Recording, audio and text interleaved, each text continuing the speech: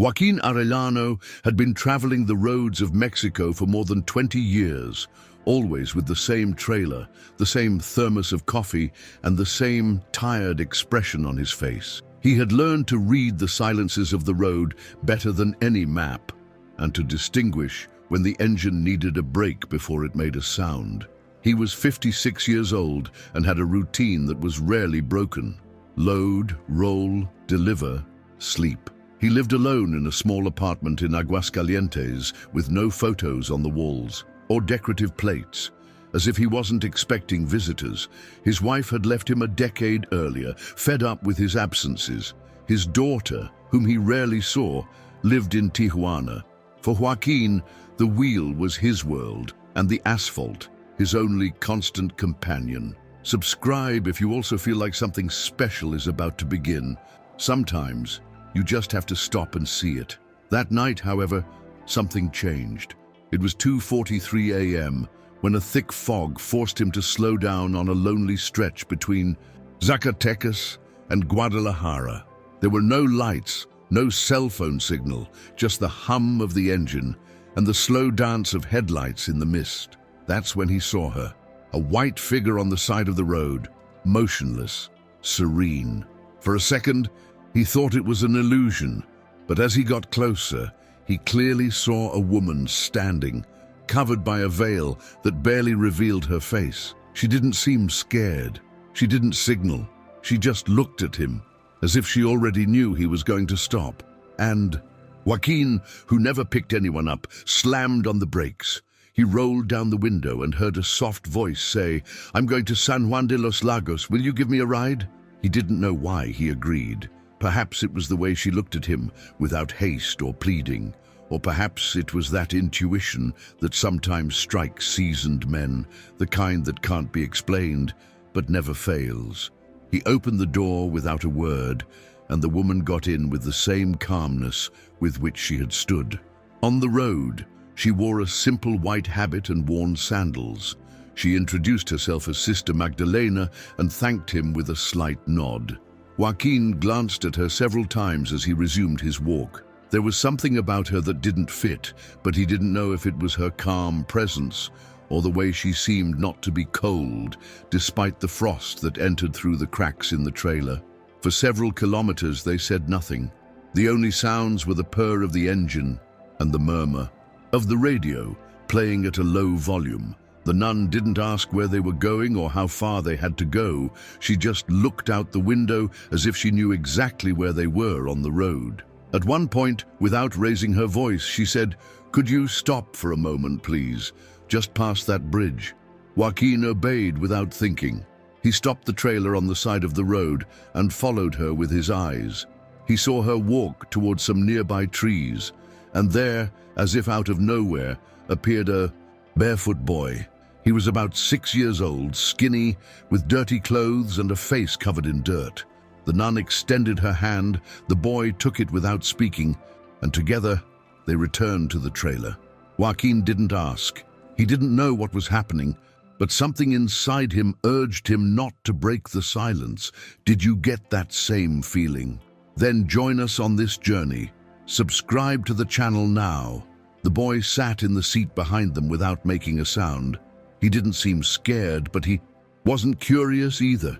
His gaze was as serene as Sister Magdalena's, as if they shared a language Joaquin didn't understand. Despite the strangeness of the situation, the truck driver didn't feel fear, only a strange peace, mixed with an unease that he didn't know where it came from. They continued the journey without exchanging a word. At one point he wanted to break the silence and ask where that boy had come from, but before he could open his mouth, the sister said in a low voice, "Sometimes those who cross your path don't come to stay." That phrase stopped him in his tracks, not because of the mystery, but because it seemed to be directed directly at his thoughts. Hours later, they stopped the trailer at a gas station on the outskirts of Tepatitlan. Joaquin got out to fill up with gas and get some coffee. When he returned to the cab, the boy was gone. He looked in the bathroom, in the store, and even asked the attendant if he'd seen a little boy get out of the trailer. No one had, Sister Magdalena, sitting in the same spot, simply smiled at him with a tenderness that disarmed any attempt at protest. "Some people come just to show us something and then go on their way," she said. Joaquin didn't insist. He got behind the wheel and drove off without further ado. As he drove, he tried to understand why she wasn't getting angry, why she wasn't demanding answers. It was as if something bigger than him had taken over the situation, and all he could do was keep driving. The road once again enveloped them in its monotony. Kilometers of asphalt, silent plains, and curves that Joaquin knew by heart. But that night, nothing felt the same. Every kilometer seemed to contain something hidden, as if reality were a little misaligned, off its usual axis. They passed a white cross on the side of the road, one of many that mark past tragedies. Sister Magdalena lowered her gaze as she passed it, and Joaquin, without understanding why, slowed down. "Here," she said. Without needing to explain, he stopped the vehicle. He got out with her in silence. In front of the cross was a dried-up bouquet and a sun-faded photo. The sister knelt, touched the wood with her fingertips, and closed her eyes. Joaquin didn't ask anything. There was no need to.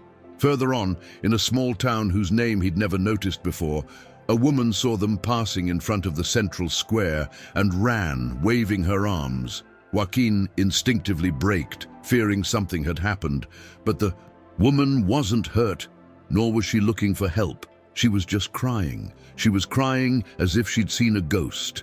As she approached the window, she didn't speak to Joaquin. She stared at Sister Magdalena, who watched her silently from the passenger seat. "Are you can't be," the woman stammered, bringing her hands to her face. "My son, he died here, on this very street.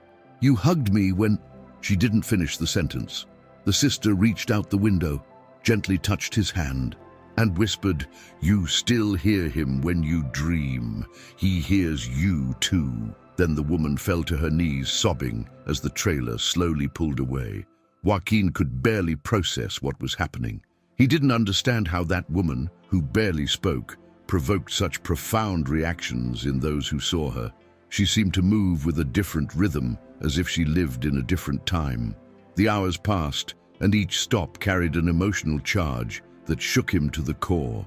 On another stretch of the road, the sister asked him to stop near a cemetery at the entrance to a town. Joaquin obeyed. She got off alone, walked firmly among the tombstones, and stopped in front of an unmarked grave covered in grass. She said nothing, just left a white flower on the ground and returned. When she climbed into the trailer, Joaquin noticed that her eyes were moist, but there was no sadness on her face, only an infinite calm, as if she had just paid off an outstanding debt. Later, as they crossed a mountainous stretch, the radio began to fail. Static filled the cabin, and the silence became even heavier. Joaquin concentrated on the road, but something troubled him. It wasn't fear. It was a feeling of being transformed from within. Without understanding how or why, he remembered his daughter, whom he hadn't seen for 5 years. He thought of the times he wanted to call her, but didn't dare. Then, without turning around, Sister Magdalena said, "Pride is a form of fear, and fear is overcome." With the first step, Joaquin swallowed. There was no way for her to know what he was thinking, but he knew. He felt it in her every word, as if she was speaking from a place where thoughts didn't need translation. He gripped the steering wheel tightly, as if that way he could contain everything stirring inside him. If you've made it this far and you already feel something, don't think twice. Subscribe to the channel. It helps us continue sharing these stories. At the next stop, a police checkpoint forced them to stop.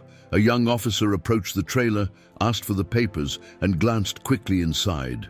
When he saw the sister, his expression changed completely. Are you from the Sisters of Perpetual Light?" he asked in a trembling voice. She nodded serenely. The officer lowered his gaze, visibly moved, and said, "My mother was in the hospital 3 years ago. A nun like that was with her on her last day. I never knew her name, but my mother died peacefully."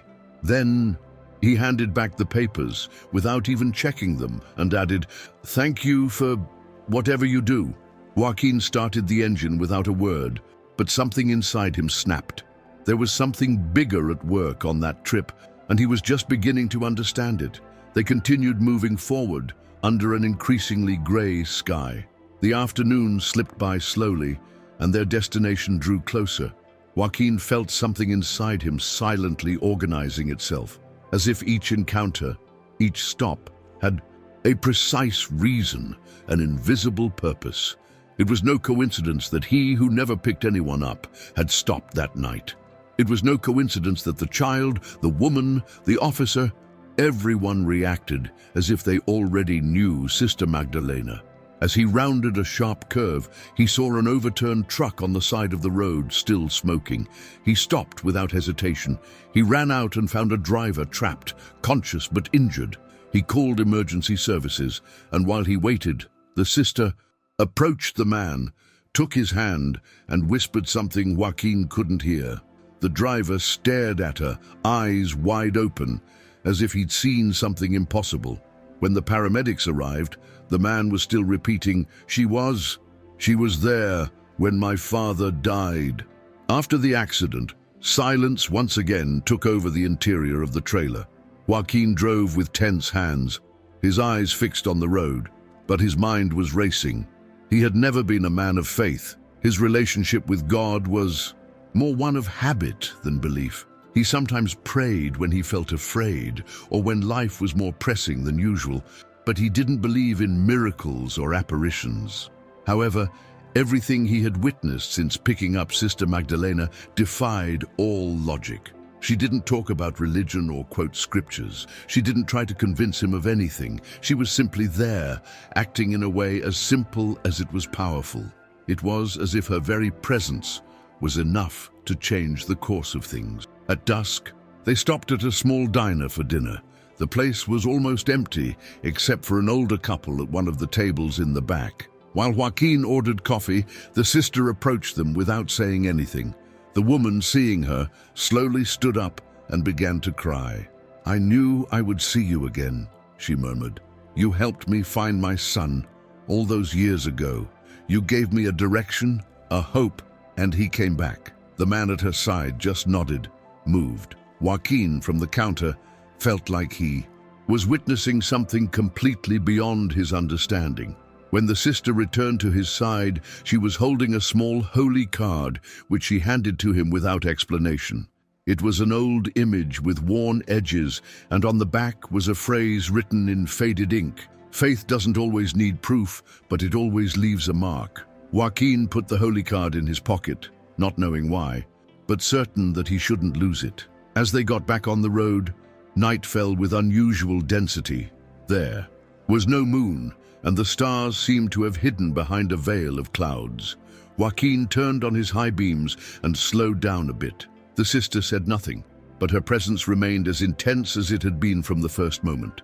It was then that he saw something on the shoulder, a stopped silhouette, a woman standing next to a suitcase. She was wearing a black dress, and her face covered by a dark scarf. Joaquin braked again, this time without thinking much about it.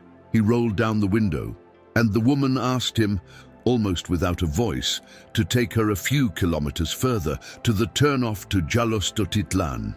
He got in slowly, as if carrying an invisible weight, and sat in the back, without looking at anyone. Sister Magdalena didn't turn her head either. She didn't greet her, she didn't speak. She just closed her eyes as if she knew what was happening. The atmosphere in the cabin became dense, not from discomfort, but from the emotional burden the woman was carrying. Joaquin watched her in the rearview mirror. She wasn't crying, she wasn't speaking, but her hands were clutching a small, already unraveled stuffed animal, as if that were the only thing keeping her going. After a few minutes, the sister broke the silence. "You don't have to carry any more of what you couldn't say. True love transcends goodbyes."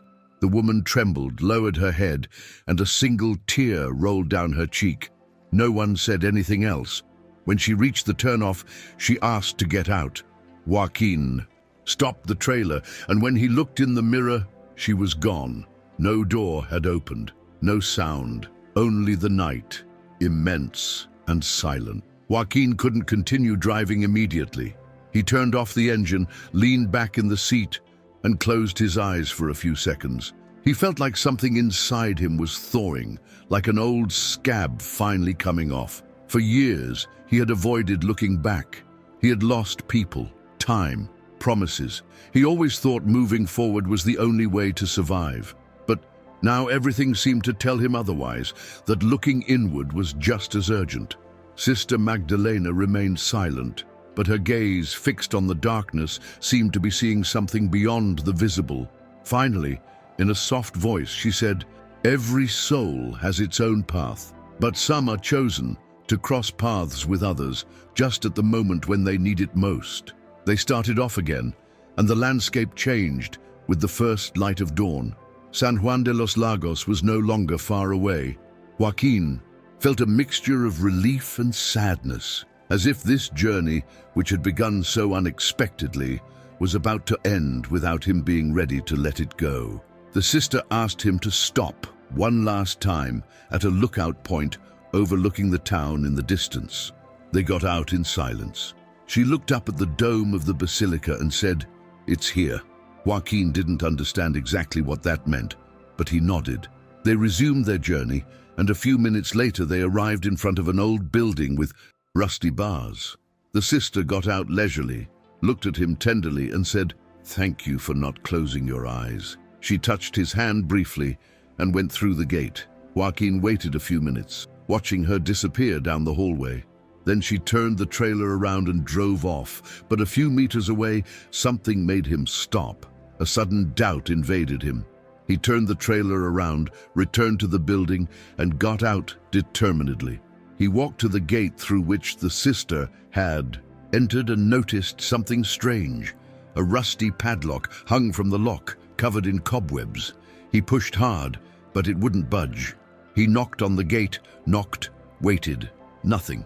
He circled the building and found an old plaque that read, "Convent of the Sisters of Perpetual Light, closed since 1992.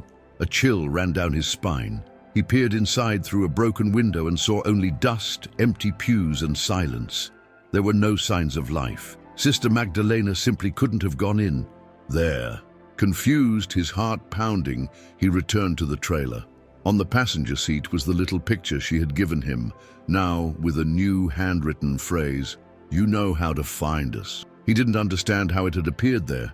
He hadn't written it, and he didn't remember seeing a pen. He looked at the road they had just come from and thought of all the encounters, of every person they had crossed paths with, of every phrase he had heard. Everything had an invisible thread. Nothing had been by chance. Over the next few days, Joaquin tried to continue with his routine, but something inside him had changed irreversibly. Every time he picked up a new load, he looked at the sides of the road more carefully. He no longer looked for traffic signs. He looked for people, gazes, presences that perhaps others wouldn't see. It was on one of those later trips that he stopped again on impulse. It was nighttime and raining heavily. At a quiet intersection, he saw a figure walking slowly in the rain. It was an elderly woman, soaked with a lost gaze. Without thinking, he stopped and got out of the trailer. The woman was trembling. Joaquin covered her with a blanket and helped her get in. She didn't say her name, only thanked him in a low voice. For miles, they didn't exchange a word. Then, in the darkness, he murmured, "My daughter died before I could say goodbye. They told me it was quick, but I wasn't there." Joaquin didn't know what to say. There were no words to fill such a void, but he remembered something he had learned from his sister. Sometimes it's not about saying, but simply being. At dawn, she asked him to get off at a town that barely appeared on the maps. When Joaquin stopped and got out to open the door for her, she was gone. He checked the cabin, the surroundings, but there was no sign. Only the damp blanket remained, folded on the seat. In that instant, he understood that not all the people he picked up were like him. Some carried wounds too deep. Others, perhaps, were not quite of this world. The truth is that since that first encounter with Sister Magdalena, his perception of reality had changed forever. He began to carry a notebook in the glove compartment, where he wrote down every experience, every name, every place, not to understand, but to remember, because he had learned that every encounter was a message, and that messages, when not written down, are lost in the routine like dust in tires. One afternoon, while having lunch at a roadside diner, he was leafing through his notebook when an older man with a grey mustache and hollow eyes approached him curiously. "Did you see her too?" he asked, pointing to one of the pages. Joaquin looked up, surprised. The man sat down without asking permission and began to tell his own story. More than 10 years ago, a nun dressed in white helped him through a crisis. His wife had just died, and he had considered taking his own life. The nun appeared next to his stranded car and spoke to him with a sweetness he still remembered in detail. "She told me there was still light inside me. I don't know how, but from that day on, everything changed." Joaquin felt a chill. He opened the notebook, and they compared details. The same description, the same words, even the same gesture of touching his shoulder when saying goodbye. That encounter confirmed what he already sensed. He wasn't alone. Others had also experienced the inexplicable. He became, without intending to, a collector of stories. Every stop was a chance for connection. Every casual conversation could lead to a revelation. Sometimes, when he mentioned his sister, people fell silent, as if afraid to confirm something they'd kept deep inside. Other times, they burst into tears. The most surprising thing was a letter he received at a gas station. It was addressed to the man in the white trailer, and inside was a manuscript signed by someone named Ernesto Rodriguez, another truck driver. It described with disturbing precision the same journey, the same phrases, the same faces, but the most striking thing was the last line. "If you find this notebook, it's because she wanted you to read it. Her mission continues, and now perhaps it's yours." Joaquin read that letter at least 20 times. Each word vibrated in his chest like an echo.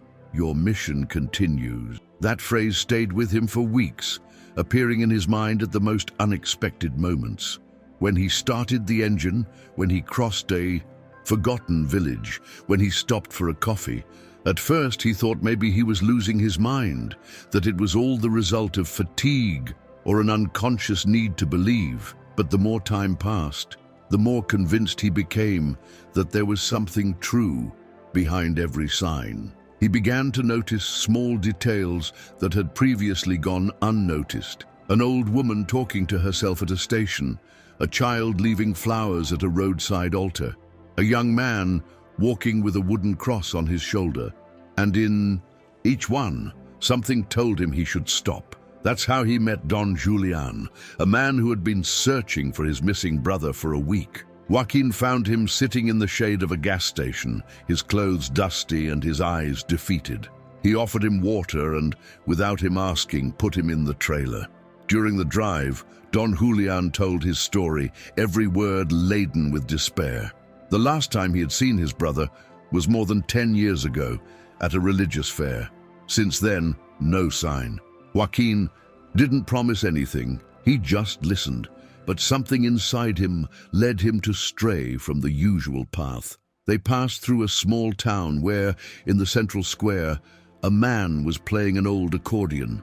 Don Julian got out and approached, trembling. It was his brother. There were no shouts or drama, just a long, silent hug and a grateful look that Joaquin would never forget. When they returned to the trailer, the passenger seat was empty. From that day on, Joaquin no longer hesitated. Every detour along the route, every person he met, every sudden feeling of stopping was a sign for him. He began to draw a kind of spiritual map in his notebook, marking the places where something had happened, encounters, words, silences that changed lives. Sometimes loneliness overcame him. He missed having someone to share all of this with. But deep down, he understood that his mission didn't require constant company. He was a bridge between stories, a conductor of something that couldn't be explained, but that was felt with crushing clarity. He often wondered why him. He wasn't a special man, nor wise, nor particularly religious. But perhaps, precisely for that reason, he had been chosen, because he could still stop. One morning, almost on the same road where it all began, he felt a pressure in his chest. It wasn't physical pain, it was like a tugging at his soul. He slowed down, looked around, and there she was, standing in the same spot, wearing the same white habit. Sister Magdalena was waiting for him. It didn't seem like a single day had passed. Her face was identical, her gaze just as serene. Joaquin stopped the trailer, got out with shaky steps, and approached. He didn't say anything, neither did she. She just looked at him and smiled, as if she already knew he would return. Then, in a barely audible voice, she said, "Don't try to understand everything, Joaquin. The important thing is to feel it, and you have felt it." He closed his eyes for a moment, and when he opened them, she was gone. But on the ground, next to his feet, was a white flower identical to the one he had left on the grave that time. That flower, which he carefully kept between the pages of his notebook, became his personal symbol. It didn't wither, or at least not like the others. Weeks, months passed, and it was still there, white, alive. Whenever he had doubts, he took it out and looked at it. It was his reminder that it had all been real, that this trip hadn't been a delusion or a coincidence. Joaquin stopped taking certain routes. He began accepting less urgent, longer assignments with more breaks. He wanted to be available. He began visiting rural hospitals with donations, women's shelters, and soup kitchens. He didn't do it out of charity. He did it because he sensed that in one of those places, someone was waiting for him, unbeknownst to him. One night, while dropping off a load in Lagos de Moreno, he slept in the trailer parked in front of a closed chapel. He dreamed of his daughter for the first time in years. In the dream, she was a child again, running through a wheat field, laughing freely. When he woke up, he had his cell phone in his hand. He didn't remember picking it up. On the screen was an unread message. It was from his daughter. "Dad, I dreamed about you. Are you okay?" Joaquin cried. He cried without shame, alone. After so much time, his heart opened to a new kind of encounter. He responded immediately, and from then on, they began to talk frequently. They didn't talk about the past, only about the present, and that was enough. He understood that miracles don't always come wrapped in glitter. Sometimes they come in the form of a message, a reunion, a hello that breaks years of silence. On one of his subsequent trips, Joaquin passed by the inn where he had received that holy card from Sister Magdalena. The place had changed owners, but the walls were still adorned with old photos. While he waited for breakfast, he noticed one in particular. It showed a group of orphaned children embracing a woman dressed in white. His heart raced. He approached cautiously. There was no doubt. It was her. The same gaze, the same smile, the same veil that floated as if frozen in time. He asked the owner about the photo, and he explained that it was of a former benefactor of the town, a nun who had dedicated her life to helping orphaned and sick children. "She died more than 30 years ago," the man added, little imagining the tremor his words would provoke in Joaquin. That day, Joaquin couldn't get back on the road right away. He sat on the wooden bench in front of the inn and gazed at the horizon for hours. He remembered every detail of the trip, every word the sister said, every face marked by his encounter with her. The timeline no longer mattered. What he experienced, what others experienced, seemed to intertwine in a web that defied logic.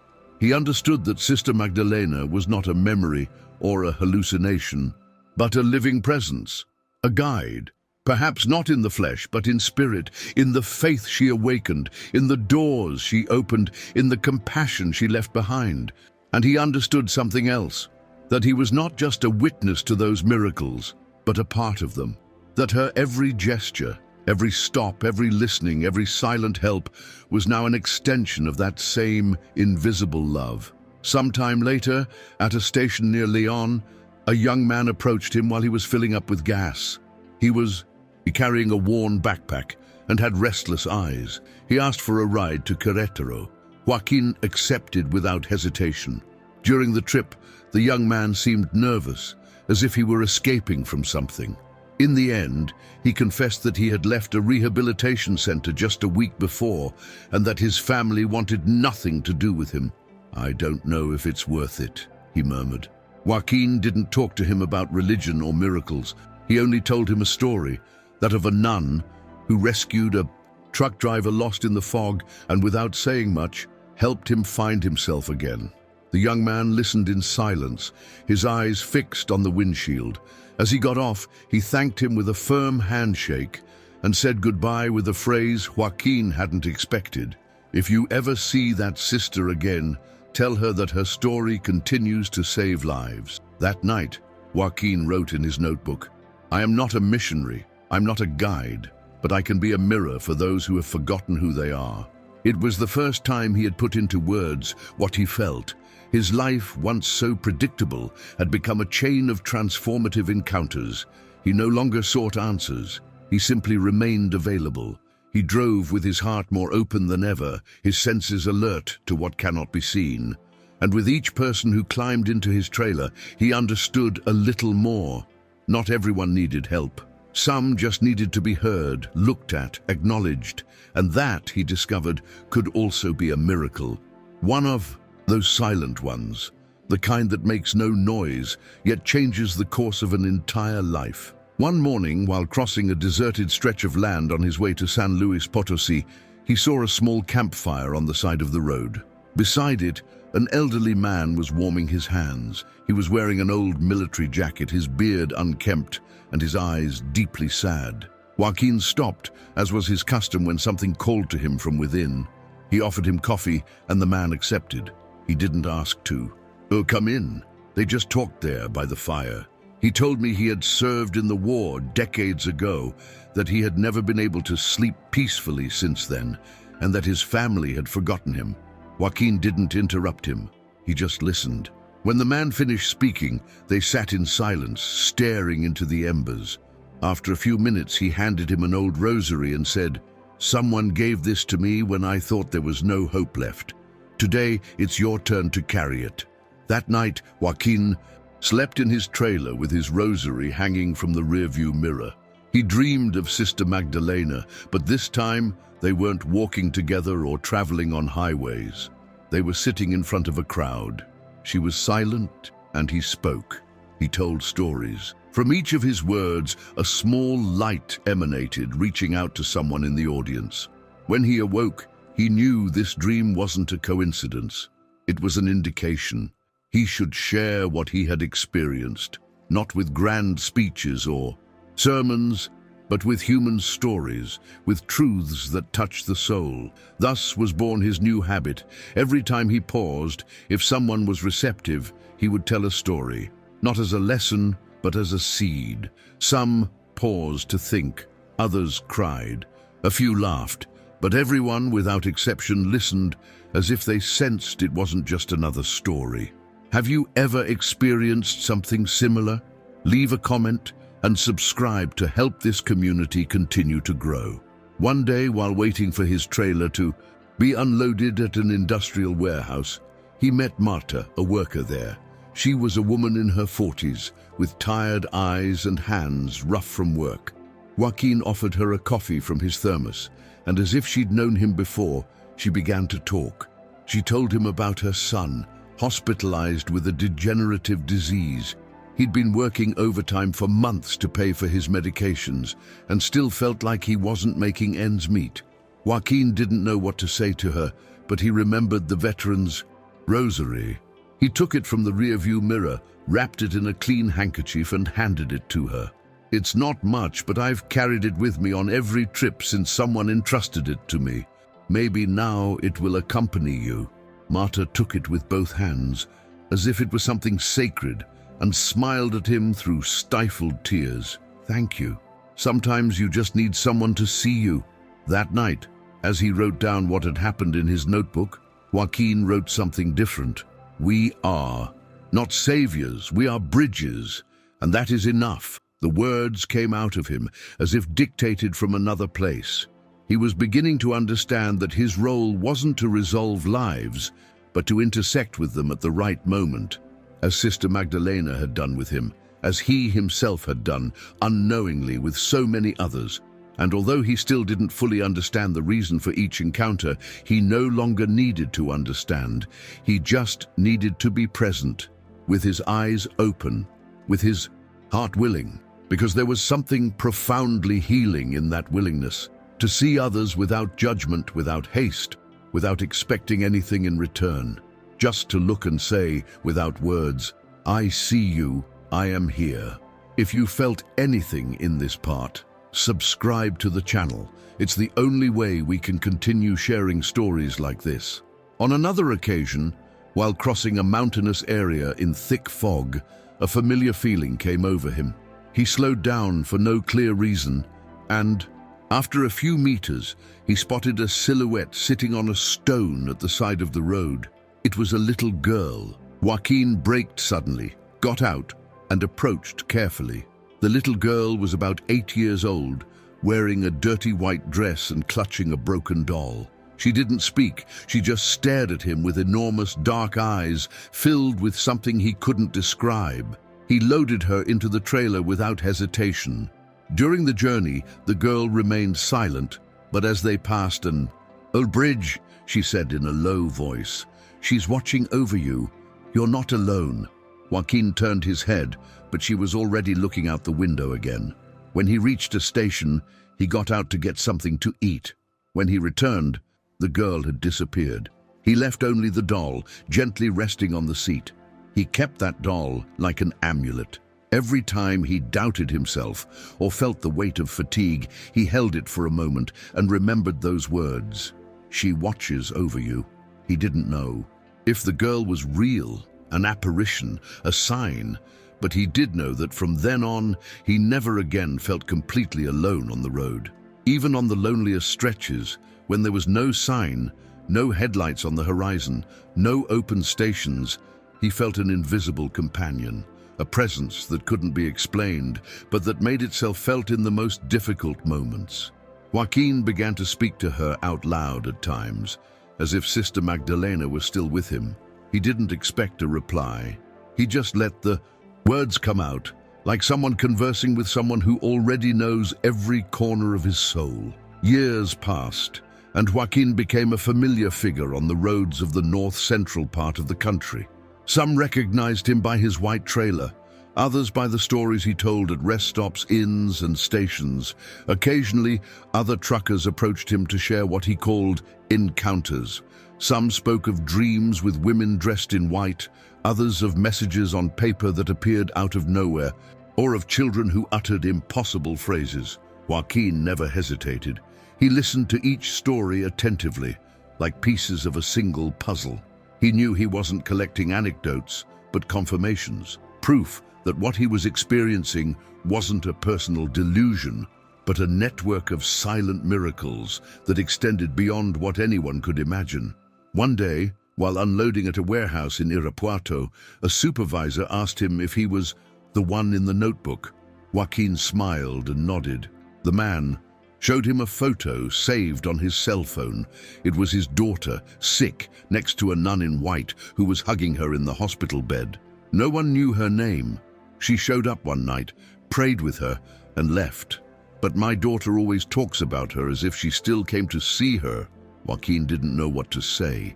He just asked permission to keep the image in his notebook. That night, he taped it to one of the last pages, and he wrote underneath, "We are not called to understand miracles, only to not ignore them when they come to us." He closed the notebook carefully, knowing that this testimony was just one of many that would continue to arrive. Because if he had learned anything over all those years, it was that as long as there are paths, there will be encounters, and that some of those encounters come from heaven. At an impromptu meeting with other truck drivers at a station near Aguascalientes, Joaquin decided to speak openly for the first time in front of several people.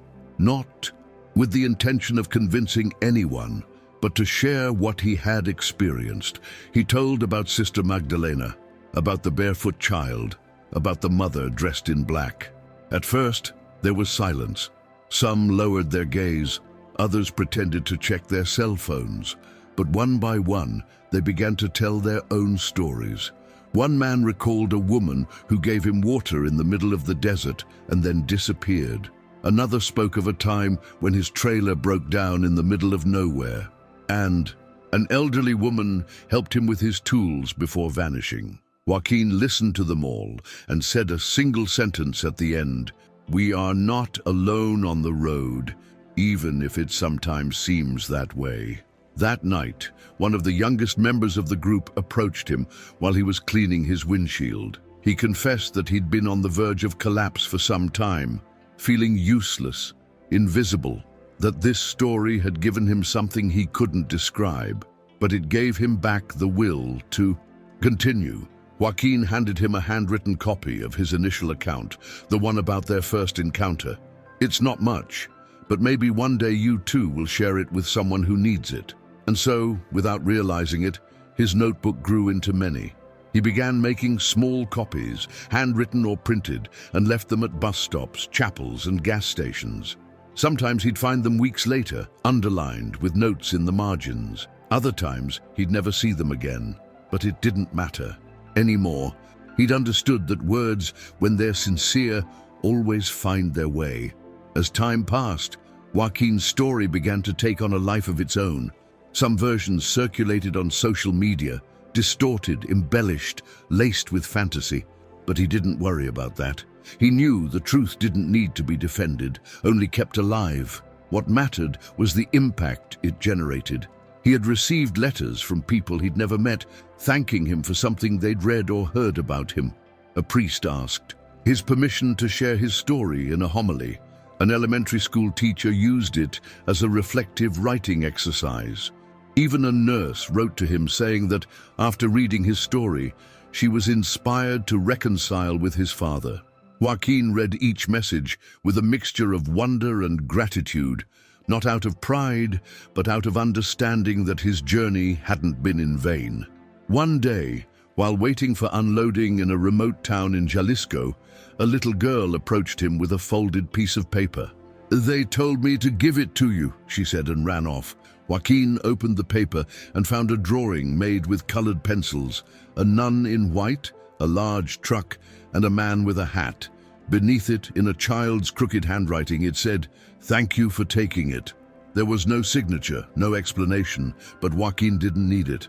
He folded the paper carefully, put it in the same place as the holy card and the flower, and stood for a long time gazing at the horizon. He understood less and less. With his head, but more with his heart. And that was enough. Because he knew that as long as his trailer continued rolling along those mysterious roads, there were still stories to be written, and perhaps new miracles to witness. Not long after, Joaquin decided to return to the exact spot where he had first seen Sister Magdalena. It was a clear dawn, no fog, no wind, the road completely empty. He stopped the trailer at the same spot and got out with slow steps. He hadn't expected to find her, but something inside him urged him to close the loop. He walked a few meters along the side of the road until he reached the bridge. He sat on a stone, took a deep breath, and closed his eyes. There were no apparitions, no voices, no lights, only the sound of the wind and the distant rustling of the trees. But in the midst of that silence, he felt something profound, a serene certainty that he was not alone. It was as if all the presences he had ever known, all the souls he had touched, surrounded him in that instant. He opened the notebook to the first page and wrote a single sentence: "Thank you for stopping me that night." Then he closed it and stared at the horizon. For the first time in years, he didn't feel the urgency to move forward. He had found something more valuable than any destination: meaning, not in the arrival, but in the journey, not in the answers, but in the questions. He stood up, stretched his legs, and returned to the trailer. He started the engine and drove off, not because he was in a hurry, but because he knew there was still more to live. In the rear-view mirror, the road seemed to whisper to him that there was no end, only new beginnings. And he was ready, not as a changed man, but as one who had finally begun to see with the eyes of his soul. As the days passed, each stretch he traveled took on a different meaning. Stations that had once seemed all the same now had faces, stories, living memories. Joaquin greeted strangers as if they were old friends, attentive to every glance he exchanged, to every silence that begged to be heard. He began to leave white flowers in places where he had felt something special, at the foot of a tree where a mother wept, on a bench where a child disappeared, next to the cross on the road that Sister Magdalena once touched. He didn't do it as a ritual, nor out of nostalgia. He did it because he felt those flowers were like invisible threads that wove a secret map of faith, of encounters that defied time. One afternoon, as they were crossing an old mining town, a group of curious children approached the trailer. Joaquin got out with a box of fruit he had left over from the last delivery and began to distribute it. As they laughed and ran around, one of them asked him, "Are you the one who talks to the angels?" Joaquin smiled without responding. The youngest took him by the hand and said seriously, "My grandmother says you exist because the sister chose you." Joaquin bent down, looked him in the eyes and said gently, "I believe it too."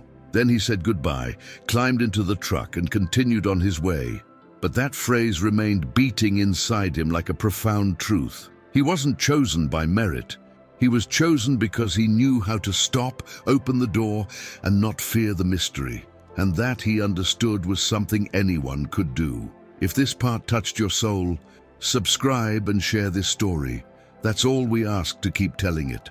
Sometime later, at a trucking fair in Tachos, Guanajuato, an organizer invited him to tell his story in front of a small group. Joaquin hesitated. He had never considered himself a speaker, but he accepted.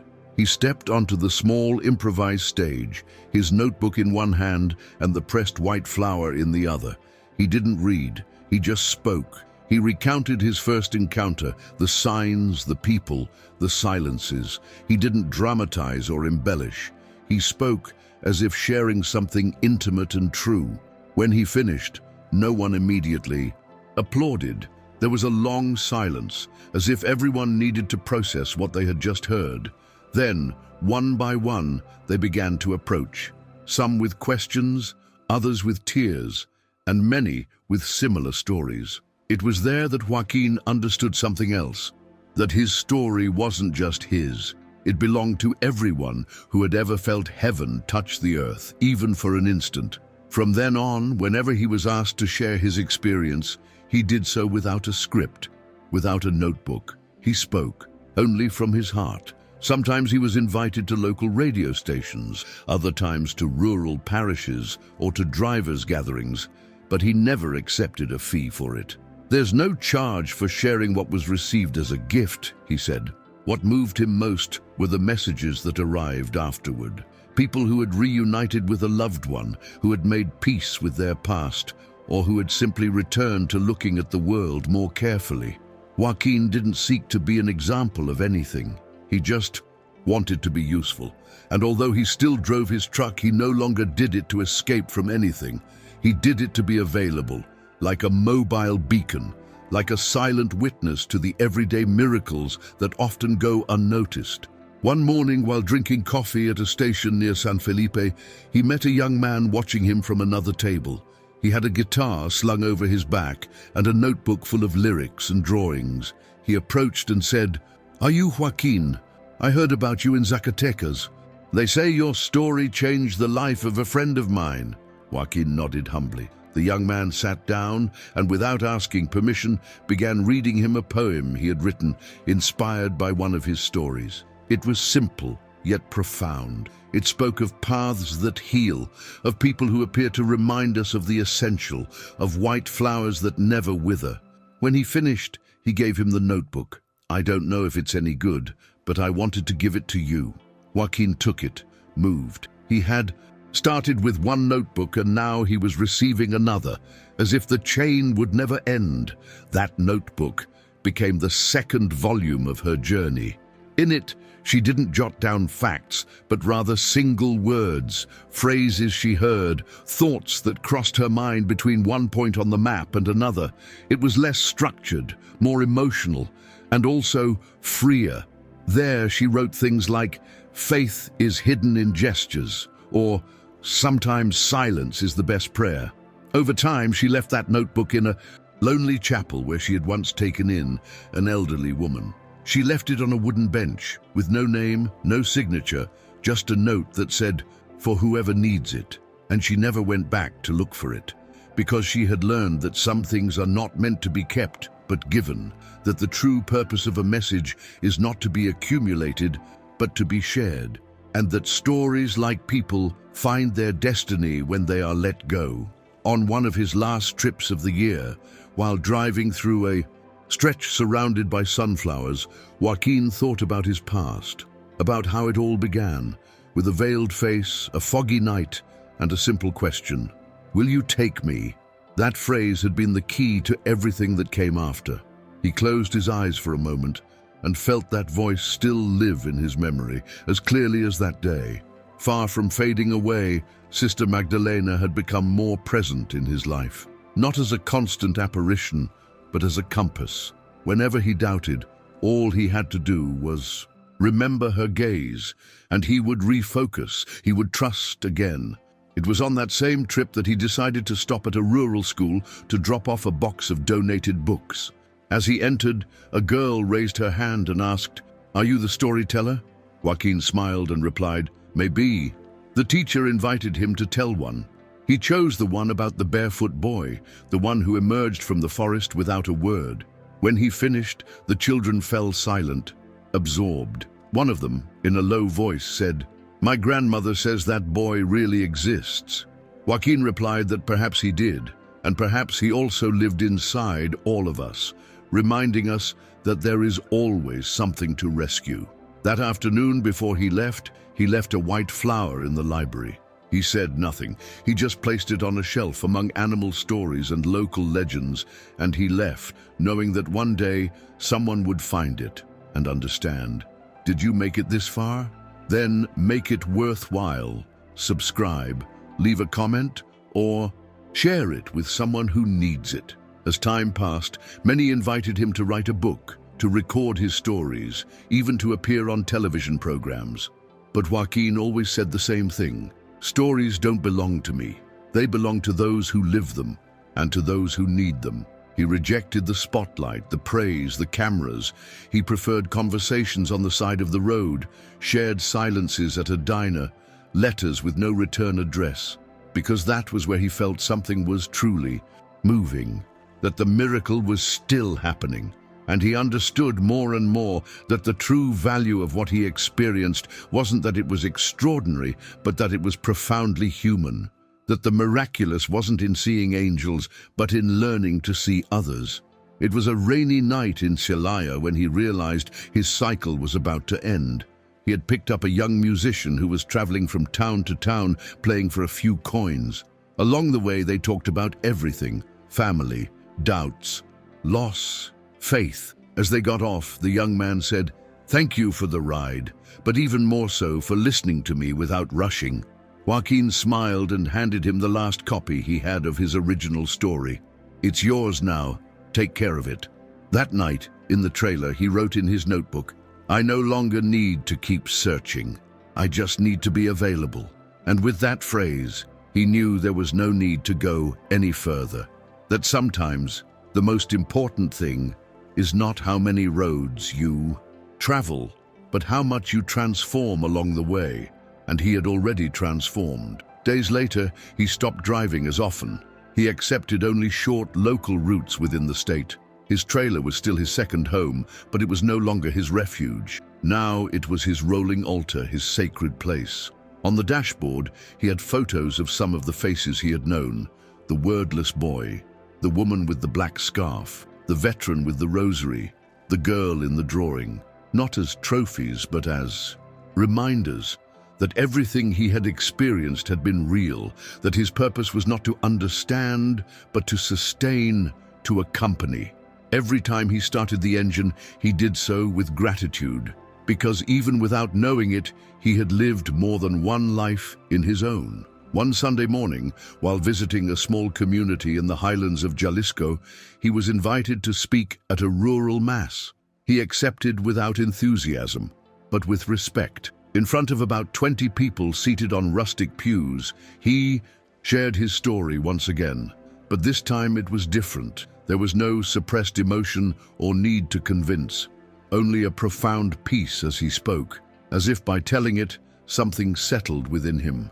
As he finished, an older woman approached, took his hand and said, "I saw it too, many years ago, and I never knew who to share it with." Joaquin smiled at her, hugged her, and knew that his path, in some way, was coming to a close just as it had begun, with a silent presence, with a truth shared. Between two strangers, with a certainty that needed no proof. Upon returning home that night, Joaquin opened the notebook for the last time. He leafed through it calmly, lingering on some pages more than others. He reread phrases, touched the pressed flower, stroked the holy card with his fingers, and when he reached the end, he wrote, "I don't know if I was chosen. I only know that I didn't close the door." He closed the notebook with a serene smile.